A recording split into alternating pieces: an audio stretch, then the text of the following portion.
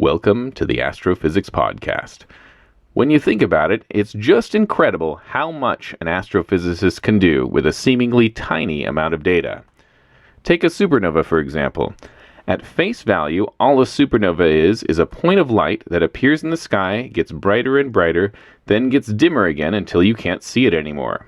From this seemingly small amount of information, an astrophysicist can conclude all kinds of things about what happened. Not only that a star exploded, but what type of star, and what caused the explosion. What was it doing just before exploding, and how much energy was imparted? Now, we can't always answer all of these questions for every single supernova, but the fact that we can ever do this at all is simply incredible. It just goes to show there's a whole lot of information carried in that little point of light. I sometimes like to imagine astronomers as sort of like detectives trying to solve a murder case, but with very few clues. They have to get out their most advanced forensic technology, search for fingerprints and DNA, and pull every tiny piece of data they can from the crime scene if they want to figure out what happened. Today, we will be talking with one such supernova detective, Dr. Lindsey Kwok. Dr. Kwok is a postdoctoral research fellow at the Center for Interdisciplinary Education and Research in Astrophysics at Northwestern University, and she's going to tell us about our latest piece of forensic technology, the James Webb Space Telescope, or JWST. Dr. Kwok uses JWST to do forensic science on supernovae to learn things that we have never had the technology to figure out before. She's going to tell us about all the new things JWST can teach us about these crazy exploding stars. I'm Paul Duffel, and this is the Astrophysics Podcast.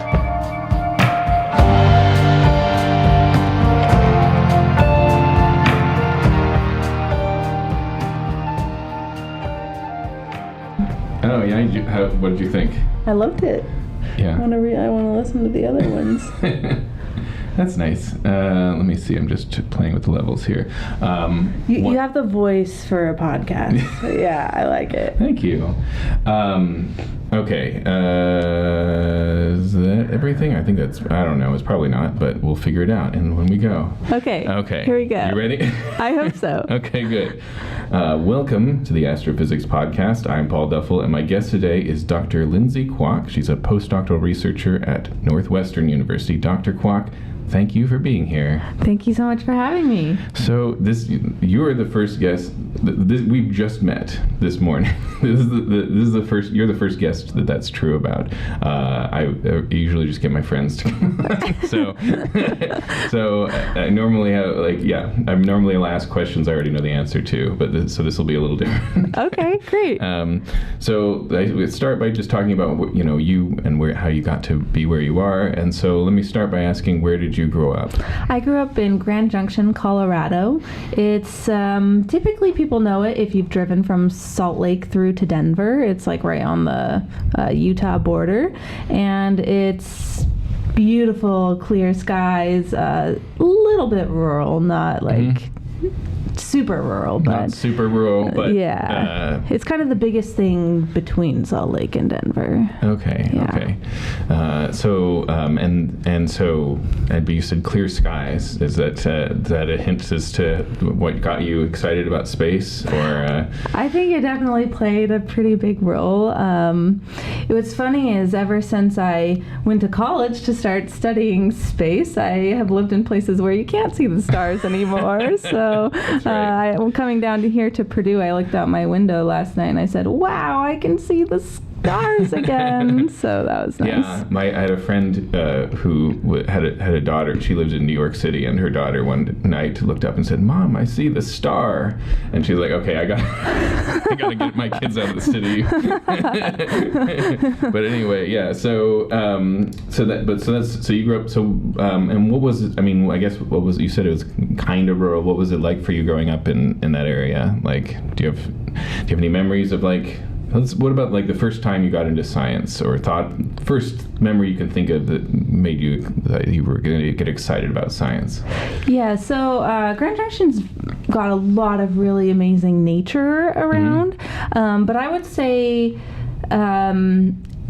it's not super science-minded as a town. I think my science first like interest in it really stemmed from my grandpa.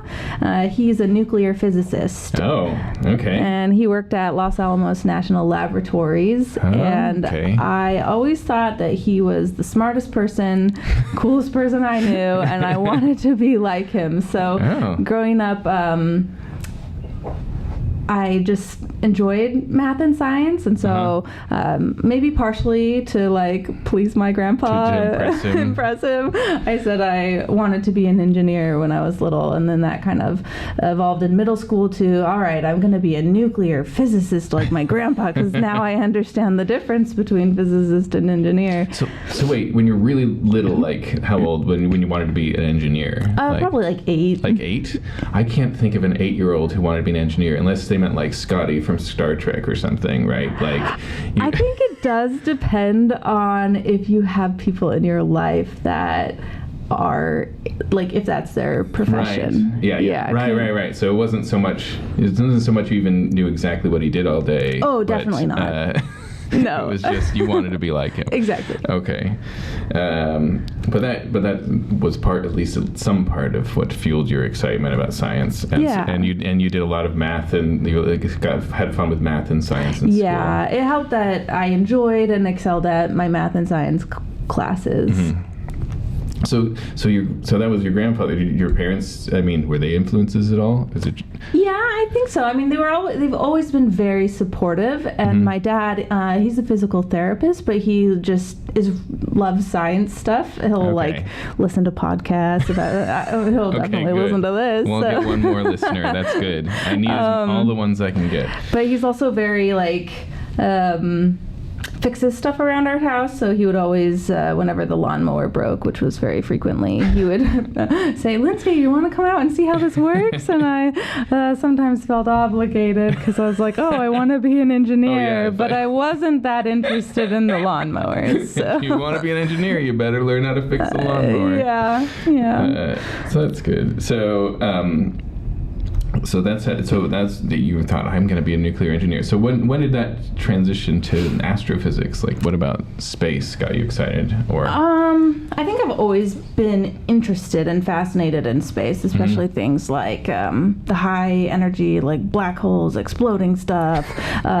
Always thought that was cool, and so. I'd say in 8th grade, I was like, yes, I'm going to be a nuclear physicist just like my grandpa. And then in 9th grade, I took an astronomy class, and I was like, I love this stuff. I'm going to be an astrophysicist. And so I think that kind of changed after that course, and for some reason, it has always stuck ever since. So, but I would say also some of my interest in astronomy, I think, stems from I'm just not a very practically minded person. I think you want to work on something head is that in doesn't. I see. Yes. Yeah, is in the clouds and the stars, and so. Oh yeah. Nuclear physics is too practical. It's too useful. Yes. It's too much like you're doing something for a specific means or end, like rather than it's just for the general knowledge of humanity. Right. Yeah. Astrophysics is like very philosophical. You're getting concrete answers to questions, but they're much like big, like just we want to know broadly what's this whole universe doing? Yes. Why is it? And it doesn't like my findings don't impact my daily life. Right. Yeah. Not usually. But so you consider that a plus? It would just say most works people, for me. Yeah, I don't know when why. When I tell family members that I do astrophysics, they go, "Yeah, what do you do with that?" Yes, I've gotten that question from my mother several times. Right. Yeah. But that doesn't hinder you at all. That's what you want. Yeah. Okay. So then, all right. So at what point do you feel like you learned how to be a scientist? You know, I would say that's only happened in the last couple years. Okay. So in graduate school, I started working on projects where it's real research. And then particularly in the second half of grad school, we started getting new data from JWST. Yeah. And for me, that was when I was like, oh my goodness, I'm doing science that has never been done before. Now I actually feel like a scientist.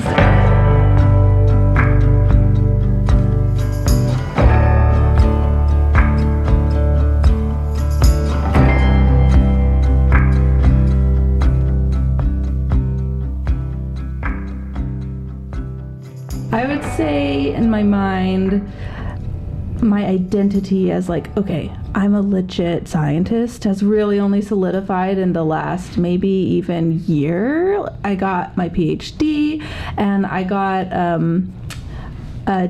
a JWST proposal accepted as myself being the principal investigator, and I was like, oh my gosh, I thought of an idea and someone else thought it was a good idea, and now I'm pursuing this new idea, discovering new things, and so that's what made me feel like a real scientist. I would say that's definitely a good validation, is that somebody's willing to like say, we're willing to put this much, because it's a dollar amount attached to that, right?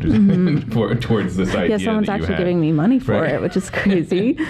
Now you have this identity as I am a scientist, but like, what do you think? Like, is there a pattern of thought or something that distinguishes that you've learned how to do something that I think I've been developing that for a very long time, and I think that I probably should have felt like I was a legit scientist much earlier. I think for me, it's just partly I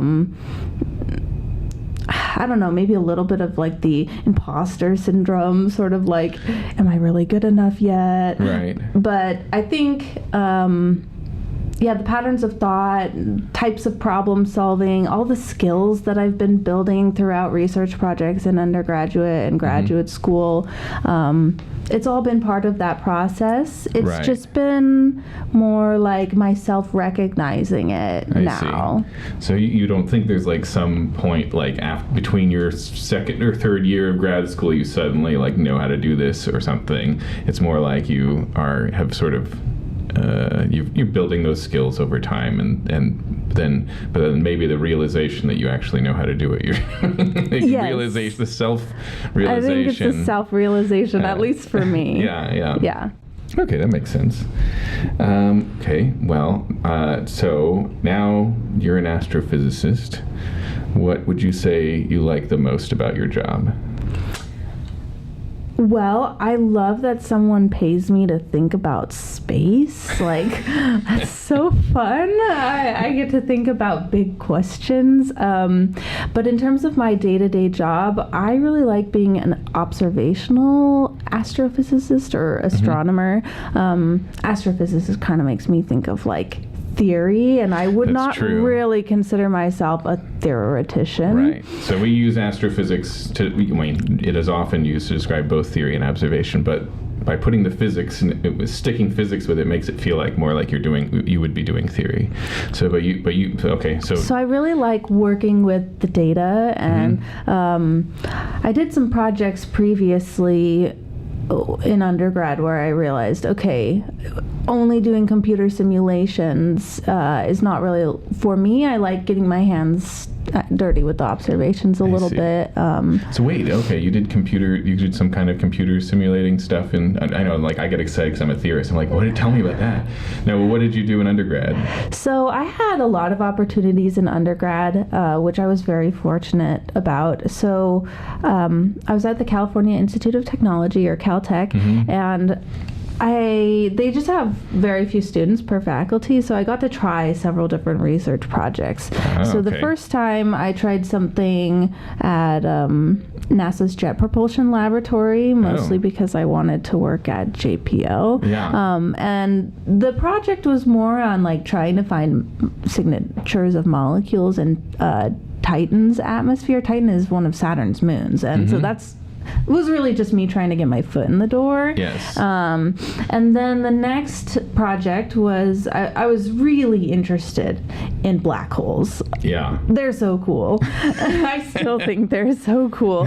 And so LIGO, it's the Laser Interferometer Gravitational Wave Observatory, and they try to observe these gravitational wave signatures. And so actually the summer before the big LIGO discoveries of the first detections of gravitational waves, I was doing a little summer internship running basically computer simulations that merge black holes and give them like a super kick when they fly off, because they've got these the ones I was doing had super high spins, but anyway, I realized that I didn't want to just be running these numerical simulation codes, partially because I honestly had no idea what was going on inside of like the physics inside of the simulation. Right. You didn't write the code, you were just running somebody else's code, basically. Yes. And then I also just realized, LIGO's a huge collaboration. Right. And I wanted to do something where I had kind of a bigger sliver of the pie. Right. So you could have been on the paper that with the LIGO discovery paper or whatever, but you would have been like 400th author or something. Right? Well, I think In that's principle. like more like 1,000. Okay. So yes. You know better than me, I guess. But I don't. Yes, but it was. I remember it's a very large. It's like one of the biggest author lists. It was more like I realized that the day-to-day work was actually important, even that's like right. in terms of the ideas as well. And so then there was a new assistant professor at the time. She's much more established now. Her name's Monsi Coslewell, and she does observational astronomy on supernovae. And I was like, I like exploding stars. That sounds cool too. And I tried it, and I really liked how like working with the data, how in the field of supernovae, you can find one weirdo object you've never seen before, and all of a sudden, boom, you can write a paper on one object. And I also like how the field moves quickly, and because of the nature of these transient sources, right? The supernova explodes and fades away on very human time scales of like weeks, hours, weeks, months, days, years. I guess up to years, but you have to respond to them, and you have to quickly I find that exciting. You don't have years to just go, but I'll look at that at some point. Yes. I'll put in a proposal next year to look at that. I think it like helps me get things done, to be honest. Yeah, you have. I have some deadline I have to work towards. It's like a newspaper reporter, right? If you don't look at it, you won't see it. But so it's interesting you mentioned that, it's easy to, when you ask what do you like about doing astrophysics, it's easy to basically talk about all the like broad, big picture things like, oh, black holes are really cool. But then the big thing is day to day, you have to actually enjoy the work that's not as like fun. Right? The work there you're like, well, for me, it's why doesn't my code compile? Why, that's actually another big reason with the computational theory side. I have less tolerance for the debugging. Yes. Yeah. I've developed a tolerance for it, but it is you have to be willing to do that, and so you have to learn what day-to-day work you're actually willing to tolerate. Okay, so did we get to what you like about your job? I asked you this question and I'm not sure we answered it. I must not have answered it very well. That's all right. I enjoy working with the data. I enjoy that I get to talk to people, collaborators, about like exploding stuff in space. I think the ideas are really cool and really fun. I also kind of like that, at least so far, I have not become a professor yet. I am kind of just in charge of myself. Yeah. And I also don't have, clients or like or a boss telling you like you have to get this to me at this time. Well, sometimes I have that a little bit. I mean, definitely I drive my own research, but like in grad school, I felt like I needed to have something to show my advisor, of course. That's so there's a little bit of that accountability, but I don't have someone that's relying on me to like make a product that actually works for them. Again, it's this practical That's thing. Right. That's true. But I also enjoy like writing the proposals. And really? At least so far. No one yet has answered that as the thing they like. Maybe it's because I'm new to this. It might get old really soon. I don't personally enjoy begging the government for money, but I guess I kind of like writing about it so that it kind of reminds me why I want to do this. I do like writing. And I like the communication aspect in terms of presenting my work at like conferences and things. yeah, I think I get a lot of energy from talking to people about my what I'm doing and what we're discovering and why it might be cool and what the data could mean. So when I get to do that, I guess it kind of fills my bucket, makes me excited. Yeah. That makes sense. And so, I was going to say, I don't remember what I was going to say. It doesn't matter. So that's what you like. What is there anything you don't like about your job? Sometimes I don't like that there are days when it feels a little isolating. Like sometimes I'm the only, I enjoy that I'm like leading my projects, but I've had projects where it feels like I'm the only one working on it and maybe even the only one that cares about it. Oh, tell me about it. Yeah. So, and especially as a graduate student, like COVID happened during my graduate student years, and so there were definitely times where I felt like I was a little isolated. Yeah, it's very hard. It can be. You can feel like you're just talking to a void or writing into a void. You just send out, you post your paper, and you're not sure if anyone cares. Right. So in the last few years, I've definitely started going to a lot more conferences. Part of that is that the world has opened back up again. Right. And so, every so often going to those, talking to people, reconnecting with peers. I think the social aspect is important for me, and like connecting to other scientists definitely makes me stay excited about the work I'm doing.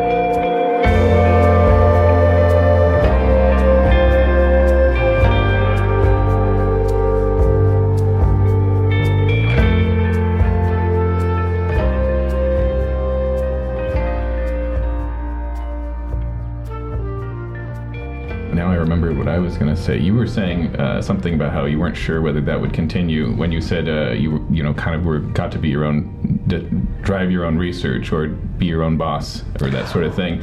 And you said, I'm not sure if that continues, the new professor. I was going to say it does, but you're also other people's bosses. Right. So yes, I'll be in charge of people. Yeah.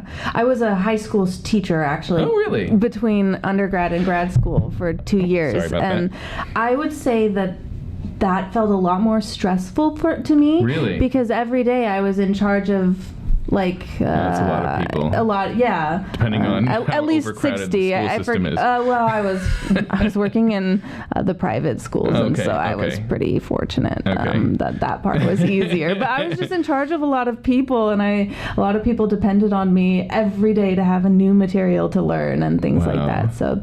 That's true. Every day you got to come with material, with new material. Yeah. So that was a little stressful. That's the crazy thing, right? But it was also fun. Like I really enjoyed the people interactions in terms of teaching. So hoping to become a professor where I can do both the research and the teaching. I love the teaching aspect, but I only have to prepare like a couple hours of material per week, right? Yes. I can't imagine being a high school teacher and having to do basically, what is it, like 8 hours a day? Something like that. Depends on how many preps you have. Yeah. So I was doing I only did 2 years teaching, so I think it gets a little easier once you have all the materials. But when you're still building material every day, it's like every single day you need more material. Yeah. So. Okay. So now, what would you say was? What do you think? Like, what are some of the challenges you feel in academia? Like, or what is the most challenging aspect of getting to where you are? I think just the day-to-day work is in its own nature challenging. Yeah. Sometimes there's this feeling in academia of needing to be good enough, and needing to be good enough being like getting enough papers published, and it's easy to compare yourself to all these other people who are doing extraordinarily well and have 12 papers out of grad school. Like, oh my goodness, that's insanity. And so there's a little bit of a feeling that you never really get to turn your work off. Like occasionally I feel, I should be working in the evening or need to get some stuff done on the weekend in order to like meet all these deadlines and things that I have going on. Well, I think also if you're working on Supernovae, there's an inherently competitive nature to it, right? Yes, so there is some of that pressure. Yeah, because you'll be looking at the same object that someone else probably is looking at, right? Yep. And so you have to be like, am I going to get my paper out before they are? Yeah. Is my paper, like, what kind of data, is their data better than mine? Yes. So anyway. So I would say that's a challenging aspect, just having high expectations of myself and knowing that there's so few spots in like the profession that I want to go into. Right. So when I started graduate school, the hope has always been to be a professor. And so I'm very excited that I was able to get a postdoctoral position to continue doing what I'm doing. It has made me a little more hopeful that I'll be able to get that professorship somewhere someday. But there is a little bit of that fear of not very many spots in academia. Right. You kind of have to either be a little bit lucky or just exceptionally hardworking and all of this stuff to get that spot. So that's a little stressful sometimes. All right. Now we're actually going to talk about the science you work on. You already mentioned you were an observer. But here's the question I asked to start this off, which is when you meet a new grad student or fellow scientist, what do you tell them? And they ask you what you work on, what do you tell them? I tell them that I work on JWST spectroscopy of type 1a supernovae or exploding white dwarfs. Okay, so JWST is this new space telescope that hopefully people who listen to my podcast know about, but it's the James Webb Space Telescope. We're all calling it JWST right now, just like the Hubble telescope we called HST, and I'm sure if we said HST, most of my listeners wouldn't know necessarily what they were saying. So I just like to clarify that. And then you said spectroscopy. Right. So for a supernova, there's kind of two ways to get observational data. Or two main ways. One of them is called photometry, and it's basically just taking an image of the supernova and measuring in each of those images over time how bright it is. Okay. And you can do photometry in different filters. So you could put a filter over a certain wavelength range of light. So maybe you just want to get the red color of the supernova, so you put the R filter on, or the blue wavelength range of the supernova light, and you get the B filter, and there's B, G for green, and all of these, and it goes up into the near infrared. And so photometry, well, actually to the mid infrared too. So photometry is a measure of the brightness of the supernova, and you take photometry over time to track the supernova's brightness rising and falling. So the other type of observation you can do is getting spectra, and that's where you take the light that comes to your telescope, but you pass it through a prism or a grating, and it disperses the light into its constituent wavelengths. So you're getting kind of like a rainbow in the optical, but then certain parts of the rainbow are going to be more intense. They'll have more pixel counts there, and certain will be less because there are absorption and emission lines from different elements. And so you can use spectroscopy to get additional information that you can't get from photometry alone. Wow, that was a very detailed explanation of spectroscopy. So good. So basically breaking it into a sort of a rainbow of wavelengths and seeing how bright is it at each wavelength. Yeah. And you even mentioned that you can use that, for example, to figure out what stuff is there, what different elements are in there, because different elements absorb at different wavelengths. Right, and you can learn things about like the temperature as well, density, the speeds that things are going at. Yeah, there's a lot of information that's kind of packed into spectra if you can. Right, and so then you said, JWST spectroscopy of type 1a supernovae, and you did say what a type 1a supernova is, but we might as well say it again. You said exploding white dwarfs. So, as you mentioned, you said you listened to Abby's podcast on the way over. So we did talk about type 1a supernovae there. So I don't need to go into complete detail, but right, the point is there are different types of supernovae. Stars can explode in different ways, and right, and particularly the kind that I've been studying most recently are not the kind where you have a massive star that explodes due to like gravitationally collapsing. And so I like to say white dwarf supernovae to remind people that it's a white dwarf that's exploding, and then the opposite channel of supernovae would be massive star supernova, where you have the core collapse of a massive star. Yes, because astronomers like to come up with a whole bunch of classifications that, like, to regular people doesn't have any meaning. Type 1A or type 2B. Well, if I can defend that just a little bit, there is a reason for that, and part of it is because we see different signatures in the spectra, but we don't always know what it means yet. So our names for things are not always physically meaningful because we don't always know the meaning yet. That's right. Although astronomers have a terrible tendency not to go back and rename things once they figured it out. The naming, like we still have our star name conventions from like a century ago or even longer than that. Terrible. So we just stick with we can get it. We use the magnitude system that the ancient Greeks came up with and for brightness. So it's horribly confusing. Yes. But that's an excellent point, which is why sometimes these things seem to have weird names that don't seem to explain what they are, and that's because we didn't have an explanation when they were discovered. Yes. So good. So that was JWST spectroscopy of these type 1a supernovae or white dwarf explosions. All right, and so specifically, we look at them. We can look at them with any telescope in the world, right? Why JWST?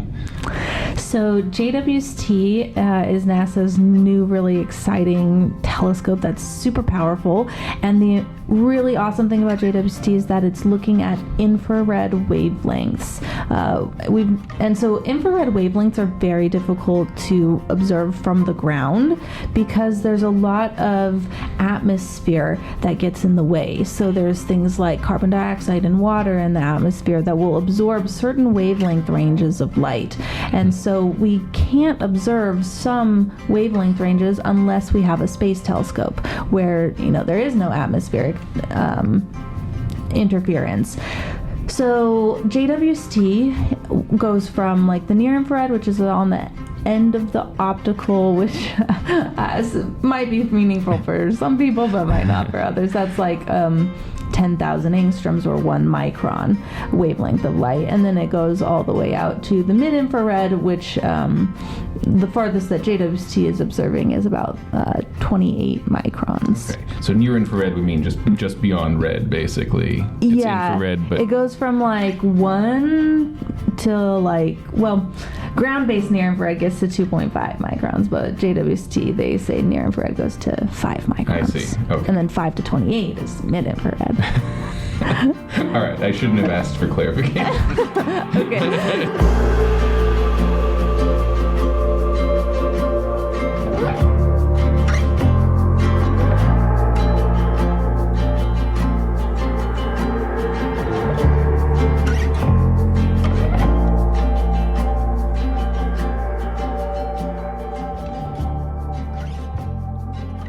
So, okay, the important thing about JWST and the mid-infrared for supernovae is that there are additional lines from elements and ions that we can't see in the optical and the near-infrared from the ground. I see. So they're also a lot more isolated. In the optical, there's a lot of different like lines that arise from transitions in the iron group elements like iron, cobalt, and nickel that arise from or that are very close by to each other, and so they overlap. In supernovae, the speeds are very high. They get up to like upwards of 10,000 kilometers per second. And so if you're familiar with the Doppler shift, basically as things are at higher velocities, the lines will broaden. Okay. I'm trying to break down everything you're saying here. So the first thing is, I guess we're trying to explain why infrared, right? What do we learn in the infrared we don't learn in optical? And you're saying in optical, there are certain elements that you can see in the infrared that you could also see in the optical, but it's a little bit hard to interpret them in the optical because basically they're absorbing at all these different wavelengths, and in the optical there's a bunch of different elements that absorb all close to the same wavelength, so it's hard to tell the difference between them. And then moreover, this supernova are moving so fast that they cause they basically smear out the absorption features from different elements, and then and so you can't tell what's what in that particular. So if each line is kind of smeared out with the high velocities, and then there's a whole ton of lines right next to each other, then they all overlap and they all blend together, and you basically need models to be able to pick them apart. But in the mid-infrared, there's lines that are isolated enough that it's dominantly just one line, and you can see the shape of the line. You can measure velocities. You can actually directly get the ejecta geometry from the profile shape of basically from the shape of the emission line. And there's also emission from elements like argon and calcium, and that's important because those are what we term intermediate mass elements. They're not as heavy as iron, nickel, and cobalt. So they were nucleosynthesized or like fused and created in the supernova explosion in a different way, at a different density. The lower density material is going to fuse into the lower mass elements, things like argon and calcium. Okay, so let me back up a little bit. You have you've mentioned a whole bunch of elements. I'm probably not going to get to them all, but like there's iron group elements, and there's other elements like calcium, argon. So some of these, like a lot of these, basically are forged just during this very brief process when the supernova explodes. Yes. And so if you can say how much there is of each element, you can learn things about the explosion mechanism itself, like how hot it got, and so it got to burn a whole bunch of this particular material or something. You can learn about how complete the burning was, that sort of thing. Right, but you can also learn about where the elements are located in the ejecta, and that can inform you about your explosion mechanism. So when you say the ejecta, you mean the stuff that got flung out. Yes. Basically the supernova, and when it explodes and it's become this ball of gas that's flying outwards, we call that the ejecta. And so that has all those elements in it that it forged during the explosion. And you can say where in that explosion, where they're located. One of the things that we see very clearly in the JWST observations that we've gotten of normal type 1a supernovae, the argon and the calcium, those intermediate mass, lower mass elements, are located on the outside, whereas the iron group elements are located in the inside, and that's because the white dwarf the densities are really high in the center, and so high densities fuse the iron group elements, whereas the lower density outer layers fuse to the intermediate mass elements because they're lower mass and came from lower densities. Okay, so then basically, if I'm picturing the explosion, it starts maybe in these normal, say, quote-unquote normal type 1A supernovae, you imagine they could start from this, the explosion starts from the center, and it's very hot and dense, and it burns to these iron group elements. But then the explosion propagates out, and it goes to lower densities. Maybe it's not quite as hot as it gets out, or something like that. And then it burns to maybe only produces intermediate mass elements like calcium, not just only. Of course, all of these statements have millions of caveats I'm not getting to, but like calcium and argon, these intermediate mass elements. And if you can say where those elements are in the final outflow, you can say you can talk about that process, that how you can constrain. Right. So in particular, because we see this layered structure where the intermediate mass elements and iron group elements are kind of separated, that tells us that the explosion had to involve some type of detonation. So a detonation means that the nuclear burning is supersonic. It's going very fast. So the explosion proceeds so fast that the star doesn't have time to react, and those layers just burn kind of similar to like the densities that they're at, and they don't have time to mix around. So that's in contrast to, say, for example, an explosion mechanism called a deflagration, which is the opposite. It's subsonic burning, where it's slower and the star has time to react, and as it burns and gets hotter, it puffs up to lower densities, and then there's convection that takes those hot burning ashes and rises those to the surface, and other unburnt material falls down, and everything gets mixed together, and so that's part of why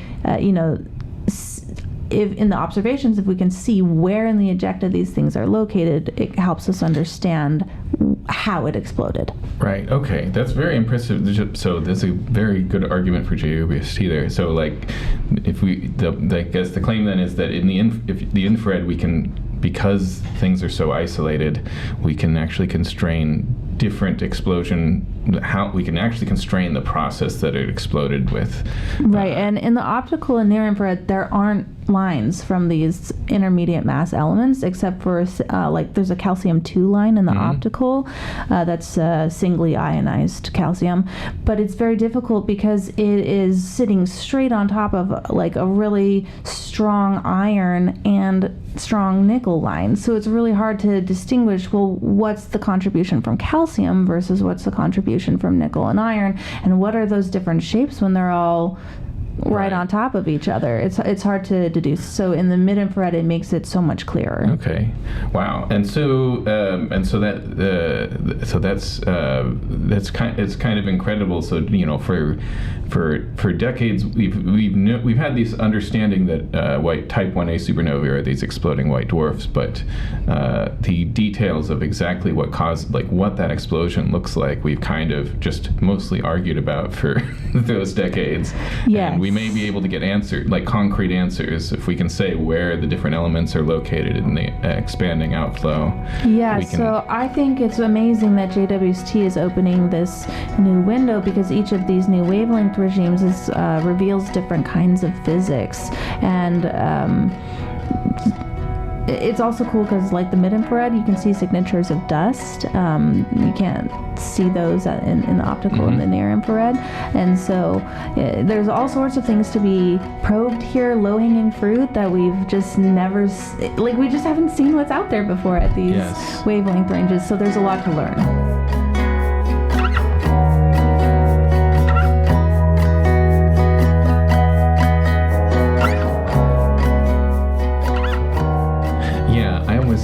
A lot of the motivation for putting a new telescope up there is if you can look in just a new band or in a new way that we haven't looked before, you always find things. Yes, and we're definitely discovering exciting things with every new supernova that we're observing with JWST.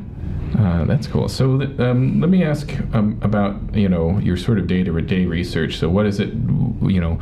You say you work with JWST data, so that means presumably part of that is writing proposals to point JWST at things. Mm-hmm. But like, what else is I guess what does your work look like? So one aspect is the data reduction. Once you get the data, you have to, clean up the image and then extract the spectrum, so like the useful information. Mm-hmm. So reducing the data is part of what I do. And then we want to, identify which lines there are. We're actually seeing a lot of lines that we've never seen before. And so part of it is saying, what is that thing I'm seeing? that was not expected. And sometimes it's a line that you didn't even expect from the model. And so trying to figure out what am I actually seeing. And then another part of what I do is like trying to measure physical properties from the observations. So potentially measuring things like temperatures, or a lot of what I do is fitting lines to measure velocities, right? And those velocities tell us about the where the material is located in the supernova explosion. Right, how fast it's going also tells you where it is. The supernova is it expands. There's this word called homologously, but it just means like it expands so that the radius equals the velocity times the time. So if you measure the velocities, you're actually getting the radius structure. Mm-hmm. And so measuring the velocities is directly measuring where things are in the ejecta. The fast moving stuff's on the outside, the slow moving stuff's on the inside. And so like a lot. Okay, so then just looking at data reduction and like looking at it, sometimes seeing new things that we didn't expect to see there, but a lot of it is just identifying what all the different features are and analyzing lots of plots, writing papers. Right. Yeah. Mm-hmm. Okay, and so now, what would you say would be the sort of the big result that you'd be interested in talking about? Like, would they, is it with these new JWST 1As that you've looked at? Is there, or what would you say is the big result that, or I guess a big result that you have been a part of recently? So I would say that we have a lot of new results that I haven't been able to get time to publish quite yet. So that's can't talk about most exciting for me right now. But I really enjoyed a project from last year where we got the first JWST spectrum of this peculiar kind of white dwarf supernova that's actually like overluminous compared to normal type 1As. And they have this maybe slightly misleading but exciting name is called Super Chandrasekhar mass white dwarfs and supernova 1A. And the idea is that the Chandrasekhar mass is like this limit for how big a white dwarf can get before it explodes. Yes. But these have properties that would imply that maybe the thing that's exploding is super 1.4 above, bigger than that mass. And so our JWST observations pointed very strong evidence for the violent merger of two white dwarfs. So both of these white dwarfs are sub-Chandrasekhar mass. Instead of the 1.4, they're like, 0.7, 0.9, something like that. So if you get two of them together, that combined mass can exceed the Chandrasekhar mass. Yeah. Okay. So, that's the idea anyway. That's the working theory. Yeah. Is that it's a merger of two white dwarfs when their combined mass is above the Chandrasekhar mass, and so they're allowed to beat this criterion that they're allowed to go above that. And so I really enjoy looking at the weirdos and the oddballs, and this one is definitely one of those. And it was exciting because our data did point quite definitively towards that particular model. Okay. That's very cool. Okay. Well, let me ask you this. In your opinion, we touched about this like near the beginning, but in your opinion, why should we care about astrophysics?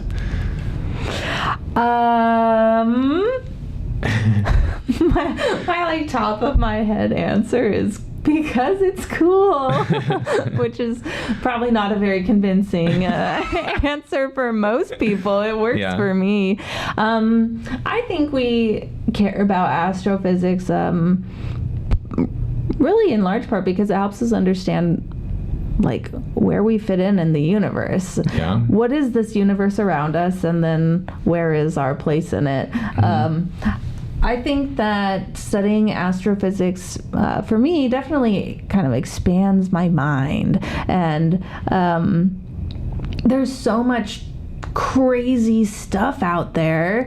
You know, on Earth, sometimes I get bogged down by the mundane things. You're cleaning dishes all the time and like folding the laundry.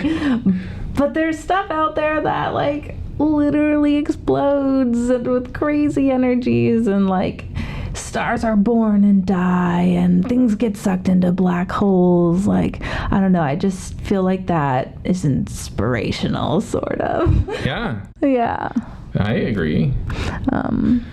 And then I guess there's also the more practical answers, like, you know, a lot of the technology that has been developed to make incredible telescopes like JWST actually has applications towards advancing technology in other sectors. Right. But that's not why you study astrophysics. No, I study astrophysics because I think it's cool. Okay, good, good. So I guess what's the next big thing you're hoping to do? I mean, you don't have to be specific if you want.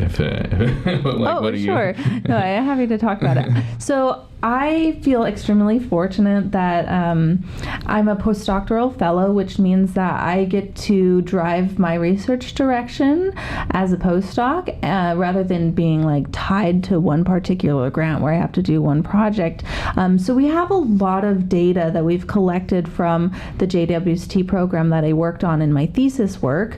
And there's a lot more work that I have to do to understand what's going on with all of these different kind of, there's some additional observations of other normal type 1As where we're seeing like variations. So trying to understand the model is, that produce normal type 1As, but then also there's a lot of different peculiar things in what we call the thermonuclear supernova zoo. And I want to understand like what different ways you can explode a white dwarf that come up with these oddballs. Right. And so lots of existing JWST data to continue working with, but I also have my own program. I'm now the PI of a JWST program that's looking at these mid-infrared spectra at early times, whereas in the other program that I was working on in my thesis work, it's at like later times.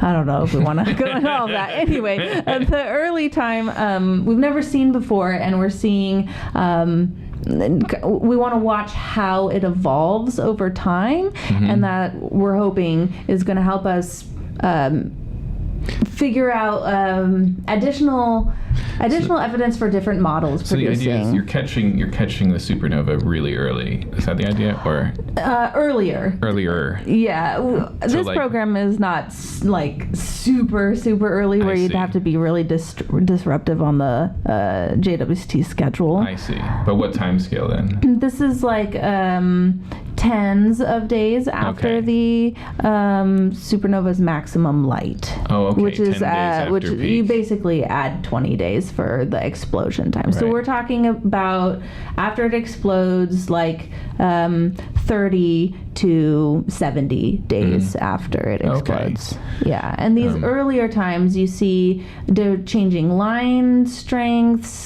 different changing shapes, different element and ion lines emerge at different times, and we're hoping that this can help us constrain like densities of the material and help us kind of piece apart, get additional evidence for which model fits each thing, because each model predicts that they'll evolve and change over time in different ways too. So you mentioned the type 1, the thermonuclear supernova zoo, or I don't remember what you called it exactly. Yeah. But basically the idea being like, over the past, like I think I mentioned already, like over the past several decades, like we've seen these type 1a supernovae, and we had this idea that it was an exploding white dwarf, but then all these different theories of exactly what happened, right? Does it merge with a companion, or does it get mass accreted from a companion, and what is the companion? Like all these different questions you can ask. Is it like a violent thing, or is it something that slowly gets just above some mass level and then explodes? And there's all these different theories as to how it could, and maybe all of those things might happen. Yes. But we don't but first of all, we're still piecing together what the normal ones are, but then beyond that, it's where's the rest? What's the rest of the zoo? What is these weird ones? What are these weird ones? Exactly. And all of these ideas are potentially things that could be happening, and maybe things that we've already seen, but we just need to look at them with new instruments and understand them. So that's very cool. Thank you. Okay, well, thank you very much, Dr. Kwok, for joining me. I had a great time talking science with you, and I hope you'll join me again sometime. Thanks so much for having me. Amazing just how much information we can pull out of a little point of light.